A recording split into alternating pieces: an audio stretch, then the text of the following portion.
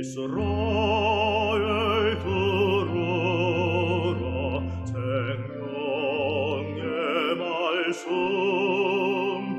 야훼님은 우리의 주님이시니. 참 예수님 안녕하세요. 오늘 성경 맛들이기 신명기 33장 1절에서 34장 12절까지 신명기의 마지막 부분 함께 읽겠습니다. 성부와 성자와 성령의 이름으로 아멘. 말씀은 바로 네 곁에 있고 네 입에 있고 내 마음에 있다. 주님 성령의 빛으로 저희 눈을 여시어 주님의 길을 보게 하시고 저희 귀를 여시어 생명의 말씀을 듣게 하소서. 아멘. 성부와 성자와 성령의 이름으로 아멘. 모세의 축복. 이것은 하느님의 사람 모세가 죽기 전에 이스라엘 자손들에게 한 축복이다. 그가 말하였다. 주님께서 시나이에서 오시고 세이르에서 그들 위에 떠오르셨다. 그분께서 파란 산에서 빛을 내시고 무리밭 카데스에서 오시는데 그분의 오른손에는 타오르는 횃불이 들려 있었다.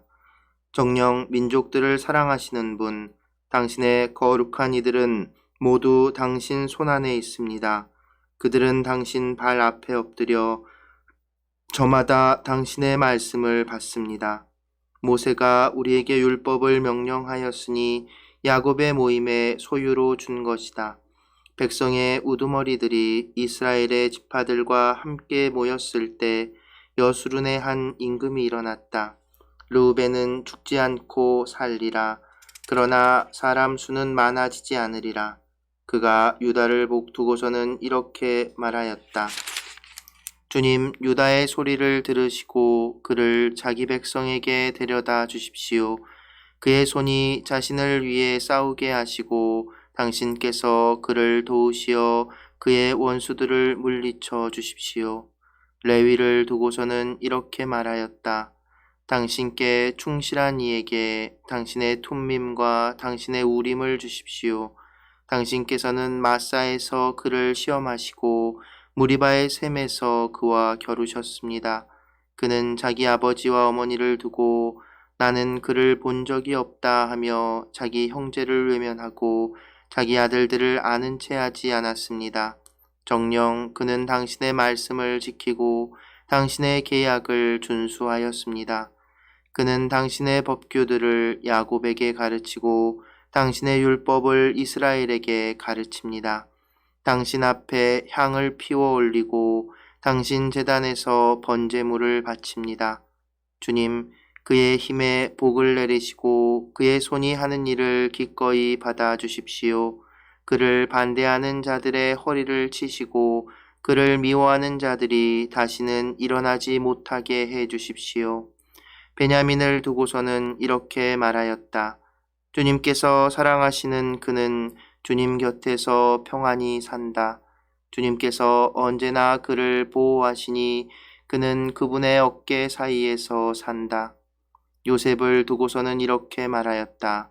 그의 땅은 주님께 복받은 땅, 하늘의 귀한 선물인 이슬과 저 아래 펼쳐진 시면으로 해가 내놓는 값진 선물과 다달이 나오는 값진 선물로 예로부터 있던 산에서 나는 최상품과 처음부터 있던 언덕에서 나는 값진 선물로 땅과 그 안에 가득 찬 것에서 나는 값진 선물과 덤불에 사시는 분의 은총으로 복을 받아라. 이 모든 복이 요셉의 머리 위에 형제들 가운데에서 뽑힌 그의 정수리 위에 내리리라. 그는 마지로 난 소, 그에게 영예가 있어라. 그의 뿔은 들소의 뿔, 그 뿔로 민족들을 땅끝까지 모두 들이받으리라. 에프라임의 수만 명이 그러하고 므낫세의 수천 명이 그러하리라. 즈불룬을 두고서는 이렇게 말하였다. 즈불룬아, 집을 나서면서 기뻐하여라. 이사카리아 천막 안에서 기뻐하여라. 그들은 민족들을 산으로 불러 모아 거기에서 의로운 희생 제물을 바치리니 바다의 풍요와 모래 속에 감추어진 보화를 누리기 때문이다. 가드를 두고서는 이렇게 말하였다. 가드의 땅을 넓혀주신 분께서는 찬미 받으소서. 가드는 암사자처럼 자리 잡고서 먹이의 팔과 머리를 찢는다. 그는 가장 좋은 것을 골랐으니 그곳에 지도자의 몫이 간직되어 있기 때문이다.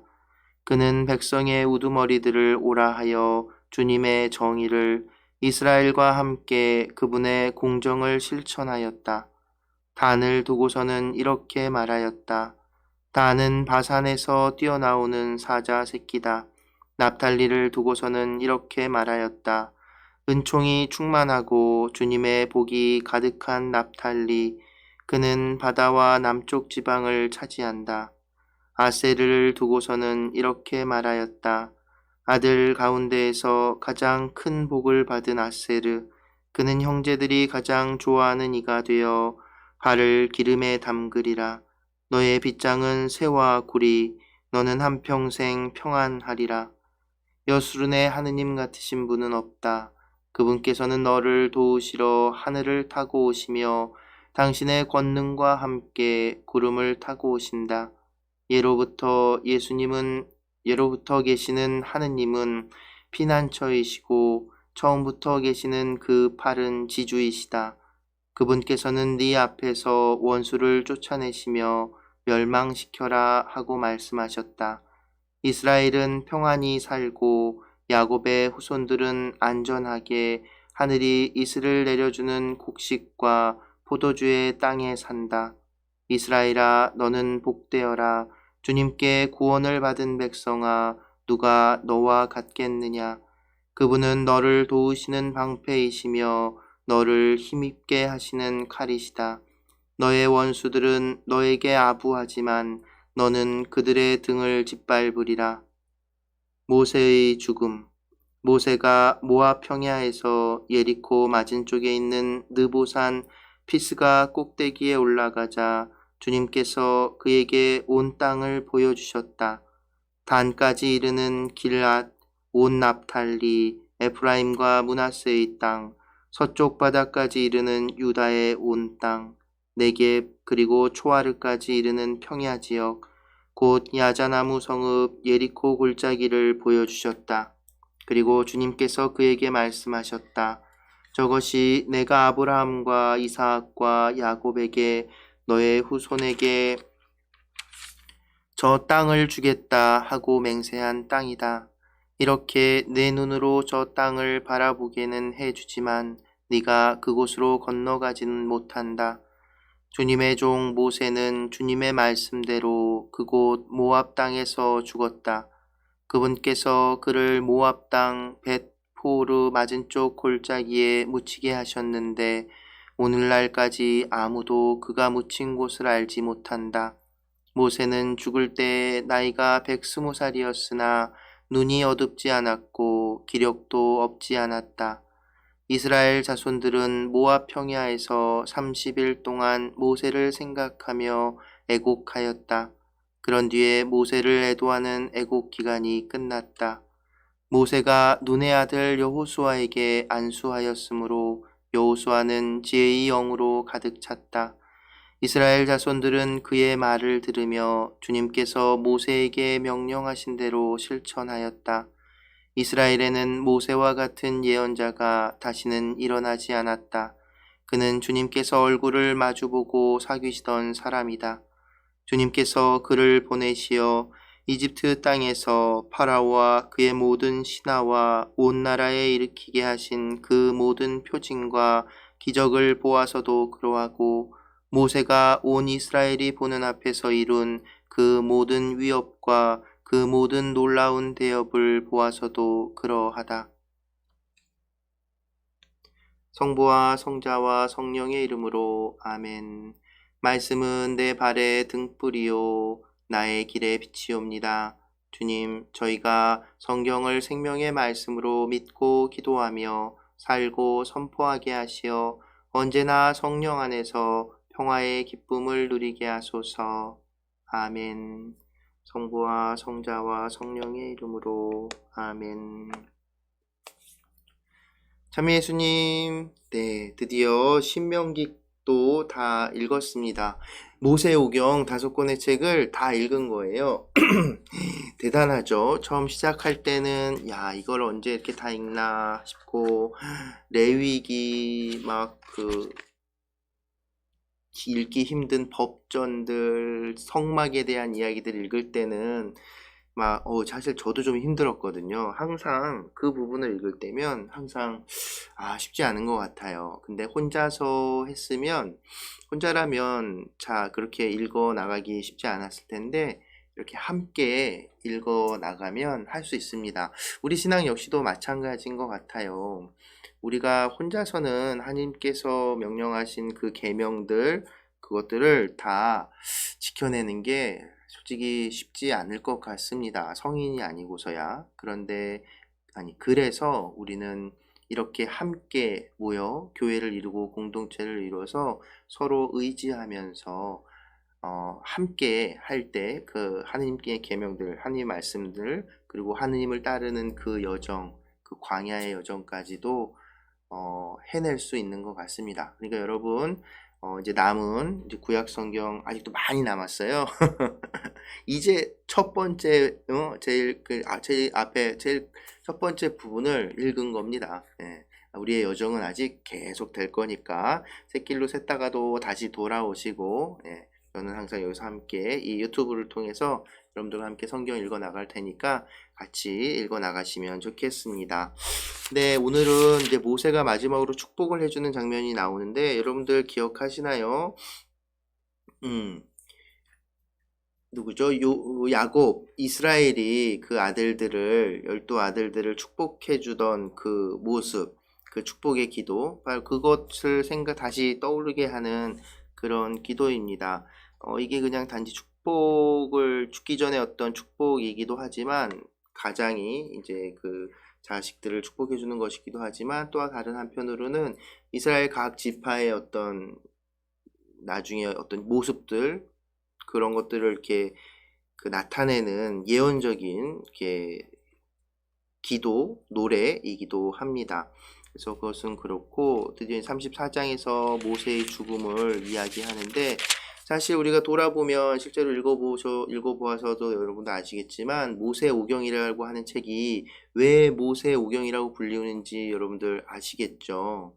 처음 창세기를 제외하고 탈출기, 레위기, 민수기, 신명기, 그 4권의 책의 주인공이라고 할 수 있는 사람이 바로 모세인 것이죠.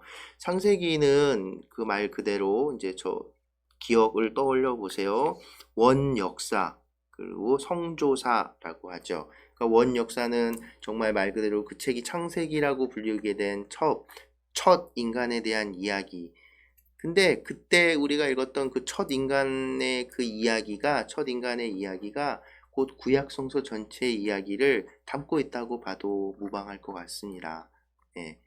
하나님께서 세상을 창조하신 한 분이신 하느님이신데 우리는 그분의 명령, 계명을 따르면 에덴 동산에서 살 수 있었고 또 그분이 복을 주시지만 인간은 자꾸 그 길에서 벗어나죠. 하나님께 벌받고 근데 다시 하나님께 잘못했습니다. 이렇게 용서를 청하고 뉘우치고 돌아오면 하나님께서 다시 살려주고 그 여정들이 이렇게 나오고 그리고 원래 인간의 어떤 근원적인 하나님과의 관계에 대한 이야기 그게 원역사에서 다루어지고 그리고 나서 이제 성조사를 할 수 있는 사실 성조사라고 하는 것 아브라함의 이야기를 중심으로 아브라함과 이삭과 야곱 그 이야기는 바로 탈출기를 어떤 준비하는 이야기 이스라엘이 왜 이집트에서 그렇게 종살이하게 되었는가를 쭉 들려주는 이야기 그리고 첫 약속에 대한 이야기 바로 땅과 자손 번성에 대한 하나님과 아브라함의 그 계약을 드러내준 게 바로 창세기. 그래서 그 계약이 창세기에선 실현되지 않죠. 언제 실현되느냐. 근데 모세오경이 끝나고도 아직 실현되지 않았어요. 모세에게 얘기한 것처럼 너에게 저 땅을 보여주기는 하지만 너는 그 땅에 아직 들어가지 못하리라. 예. 이스라엘이 하나님과 맺은 야훼 하나님과 맺은 그 계약, 아브라함에게 약속했던, 그리고 아들 이삭과 야곱에게 계속해서 약속하셨던 그 땅, 자손 후손에 번성하리라는 축복은 어느 정도 들어진 듯 하나 이 땅에 대한 축복은 아직도 이루어지지 않았습니다. 그럼 오늘날에는 이루어졌을까요? 그거는 구약 성경을 계속 읽어보면 알 수 있지 않을까 생각해 봅니다. 그래서 그 땅에 대한 약속의 실현, 그것이 바로 모세라는 하느님 앞에 하느님과 사귀었던 사람, 굉장히 엄청난 그 표현이라고 생각을 해요. 하느님과 사귀었던 사람. 34장에 보면 10절부터 마지막, 신명기의 마지막에 이제 모세에 대한 평가가 이렇게 나오는데, 이스라엘에는 모세와 같은 예언자가 다시는 일어나지 않았다. 그는 주님께서 얼굴을 마주보고 사귀시던 사람이다. 이 표현이 엄청나죠. 여러분, 지복직관이라는 말씀 들어보셨습니까? 지복직관. 그건 뭐냐면 하느님을 이렇게 눈앞에서 바로 서로 마주 볼 수 있는 그런 축복. 네. 특히나 이 이스라엘 사람들, 이 고대 신앙 안에서 하느님을 직접 보면 죽는다고 여겼잖아요. 그런데 모세는 하느님과 이렇게 맞대면을 하던, 그래서 하느님이 사귀어 주던 하느님의 친구인 거죠. 그렇게 평가받던 모세. 그러니까 이스라엘 민족에게 모세라는 인물은 정말 자기들 선조들과 예언자들을 통틀어서 최고의 인물인 겁니다. 네, 바로 그 존재의 의미를 갖게 해준 이스라엘 백성이 하느님의 백성, 그리고 하나님의 약속의 땅으로 자기들을 이끌어준 그런 존재라는 것이죠. 어마어마한 존재죠. 그러니까 우리가 또 이제 신약 복음에 나오는 이야기, 예수님의 거룩한 변모 이야기를 볼 때 예수님의 그 모습이 그 당대 이스라엘 사람이었던 그 제자들에게도 베드로에게 얼마나 놀라운 모습이었겠습니까? 예수님이 그 바로 이스라엘의 가장 위대한 인물인 모세, 그리고 또 그 옆에는 이제 엘리야 예언자가 이렇게 양쪽에 이렇게 딱 계시는 그런 모습을 봤으니까 엄청난 거죠. 그래서 사실은 이 예수님의 어떤 삶의 모습과 모세가 그려온 모습이 닮아 있다는 것을 우리는 또 알 수 있습니다. 태어나기 전부터 그 모세 준비되어 있었던 인물이고, 그리고 그 어린 시절 죽을 위험을 처한 박해를 겪었지만 그것을 어떤 방법은 다르지만 벗어나서, 근데 또 놀라운 거는 또 예수님의 부모님인 요셉과 마리아가 이집트로 피신하잖아요. 어쨌든 그 아이들을 다 죽이는 그 위험 속에서도 살아남았고, 또 결국은 하느님을 만나게 되고, 모세가 미디안 땅으로 도망가서 그 광야에서 떨기나무에 오신 하느님을 만난 것처럼 예수님은 공생활을 하기 전 광야에서 40일간 기도하시죠. 거기서 또 그 광야 여정 이런 것들을 경험하고, 거기서도 예수님이 정말 자신의 본분 그리고 자신의 사명을 확인하시는 거죠. 그러고 나서 이제 백성에게 돌아와서 백성들에게 구원을 선포합니다. 억압된 모든 억압들. 모세는 이집트라는 어떤 눈에 보이는 그 압제에서 사람들을 끄집어냈고, 예수님께서는 이제 그보다 더 큰 인간 존재 자체로서의 가지고 있는 한계들, 끊임없이 하느님께 대들었던, 그래서 혼나고 버림받고 했던 그 인간 존재 자체, 그래서 그 죽음까지도 그 죽음의 굴레까지도 에서마저도 이렇게 꺼내주시는 그 구원을 이제 선포하신 것이죠. 그리고 모세가 하나님께 올리는 이 제사를, 물론 이제 하나님의 명을 받아서 이 제사를 이스라엘 백성이 즉대까지도 하고 있던 모든 그 제사 규정과 이런 것들의 그 원한 자라면, 첫 제사를 모세가 드렸다면 예수님께서는 이제 유일한 제사장으로 당신 자신을 제물로 바치는 그 희생의 제사, 십자가의 제사를 통해서 하느님과의 그 관계, 매번 그 제물을 바치고 대속을 통해서 죄를 용서받아야 했던 그 제사보다 이 한 번의 제사로 우리의 모든 죄를 용서해 주시는 그런 그 희생의 제사를 우리에게 주셨다는 것. 이제 이게 굉장히 모세와 예수님의 모습이 굉장히 비슷한 그런 궤적을 그리는 것을 우리가 볼 수 있습니다. 그래서 우리가 또 이제 드디어 이제 모세 오경을 다 읽었는데, 이 모세라는 인물이 가진 단지 그 업적뿐만이 아니라 하느님과의 관계 안에서 모세의 모습을 보면 참 우리가 본받을 것이 많습니다. 우리가 아브라함을 믿음의 조상이라고 하잖아요. 그 평안했던 상황에서 떠나라는 말씀 한마디를 듣고 떠나고 백세 얻은 아들을 바치라는 그 명령마저도 따랐던, 정말 철저히 순명했던 믿음의 조상 아브라함이라면, 모세 역시도, 모세의 이 하느님께 대한 신앙 역시도 그에 못 미치지 않는다고 볼 수 있습니다. 사실 모세의 여정을 딱 살펴보면 어릴 때 죽을 위험에 빠졌지만 이집트 공주에게 이제 구해져서 왕자로 살았거든요. 실제로 모세라는 이름은 이집트식 표현으로 이집트식 이름이에요. 아들이라는 뜻을 가지고 있습니다. 그래서 뭐 신들의 이름을 따거나 왕들의 이름에서 투투 모세, 무슨 모세 해갖고 누구의 아들 어떤 신의 이름, 신의 아들, 뭐 이런 식의 표현으로 쓰던 이름이거든요. 그렇게, 그러니까 부귀, 권세, 뭐 이걸 다 가졌던 거죠. 근데 그 와중에서 그 박해받던 그 이스라엘 백성에 대한 연민, 그것이 그를 움직였고, 그리고 그 모든 것들을 다 버리고 도망가죠. 근데 다시 이집트로 돌아가서 이스라엘 백성을 건져내죠. 그리고 끊임없이 하느님과 그 관계, 그러니까 하느님과 계속 이야기 나누는 거예요. 그래서 하느님과 사귀었던 사람이라고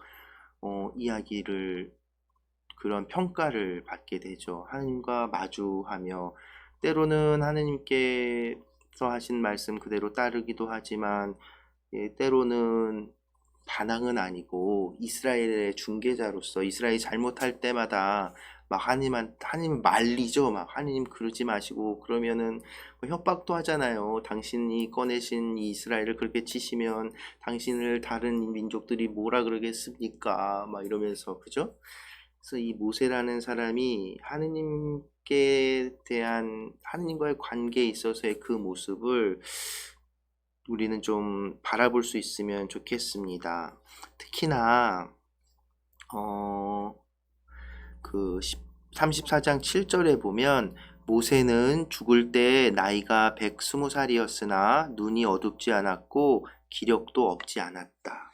이런 구절이 삽입되어 있는데, 이 내용이 무언가 왜 들어가 있을까? 특별히 의미도 없을 것 같은데 라고 생각할 수 있는데, 어떤 신부님께서 이 구절을 두고 이렇게 묵상하고 설명하신 내용을 봤는데 굉장히 공감이 되더라고요. 뭐냐면 눈도 어둡지 않고 기력도 없지 않았다는 건 건강하기도 하고 잘 보이는 눈이 어둡지 않다는 건 그냥 실제로 보는 것뿐만 아니라 그의 어떤 판단력이나 어떤 시선이 흐려지지 않았다는, 의식이 흐려지지 않았고 몸도 기력도, 그러니까 정신도 몸도 죽음을 앞둔 사람의 그런 모습이 아니었다는 것이죠. 그런데 그럼에도 하느님께서 하신 말씀, 하느님께서 뜻하신 그것에 따라 죽음을 맞이하러 산으로 올라갔다라고 그런 묵상을 하시는 겁니다. 근데 진짜로 그렇잖아요.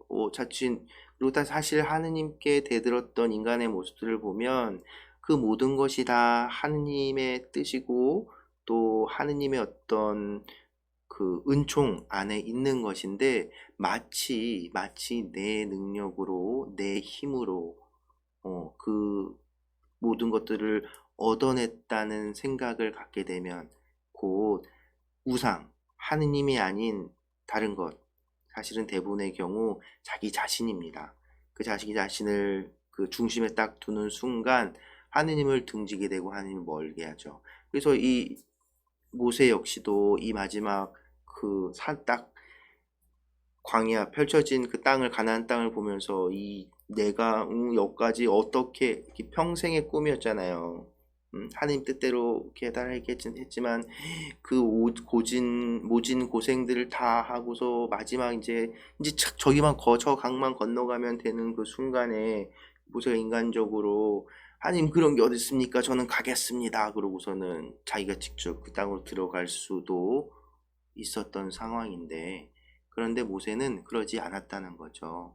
하나님께서 말씀하신 대로 죽을 때가 돼서 이렇게 죽었다라는 느낌보다는 끝까지 하느님의 말씀에 순명했던 그런 모세의 모습을 이렇게 이 한 줄로 표현한 것이라고 이야기하고 있는 겁니다. 그렇게 생각하니까 정말 그런 것 같아요. 모세의 삶이 그랬죠. 그 모진 그 어려움들, 선택들 안에서도 언제나 하느님 뜻에 따르는 선택을 했던 모세의 모습을 돌아보면 좋겠습니다. 이 산 위에서 있던 모세에게 예수님의 광야에서 유혹을 받으셨던 때 나타났던 그 사탄이 이때 모세에게는 나타나지 않았을까? 그런 생각도 해봅니다. 그 약속의 땅을 보면서 저거를 다 뭐죠? 네가 차지하게 해주겠다. 네가 가면 되잖아. 이렇게 유혹을 하지 않았을까? 그런 생각도 듭니다. 네, 근데 그런 유혹들, 인간적인 그 모든 유혹들보다 하느님을 따르는, 하느님의 말씀을, 하느님의 뜻을 따르는데 충실했던 모세의 모습, 그리고 십자가 순환 앞에서 이 잔을 제게서 거두어 주십시오 라고 기도했지만 아버지 뜻대로 하소서 따르겠습니다 라고 했던 예수님의 모습, 그것이 저는 계속 겹쳐지네요. 네, 여러분 모세오경을 드디어 우리가 함께 다 읽어냈습니다.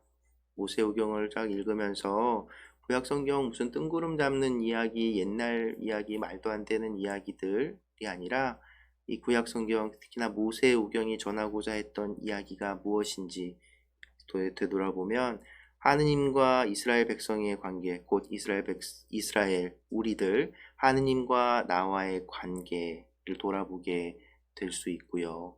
그리고 하느님과 우리의 계약, 우리는 예수 그리스도를 통해 맺어주신 그 계약, 하느님의 뜻을 따르는 것, 또 신명기에서 나온 것처럼 하느님, 한 분이신 하느님을 사랑하는 것, 그리고 그와 더불어 이웃들을 내 몸같이 사랑하는 것, 바로 예수 그리스도께서 우리에게 가르쳐 주신 계명이 이렇게 오랜 시간 그냥 하늘에서 뚝 떨어진 게 아니라 그냥 예수라는 인물이 만들어낸 것이 아니라 이렇게 오랜 시간 안에서 하느님을 체험하고 하느님을 만났던 그 사람들이 그 체험과 경험을 통해서 하느님의 뜻이 이런 것이다 라고 이렇게 남겨주고 전해준 그 엄청난 보물임을 우리는 잊지 말았으면 좋겠습니다.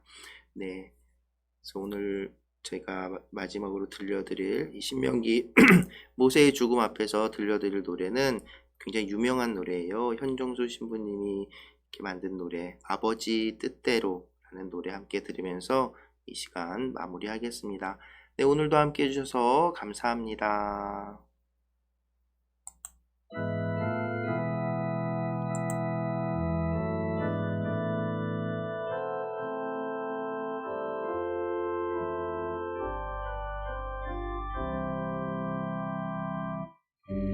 힘은 아버지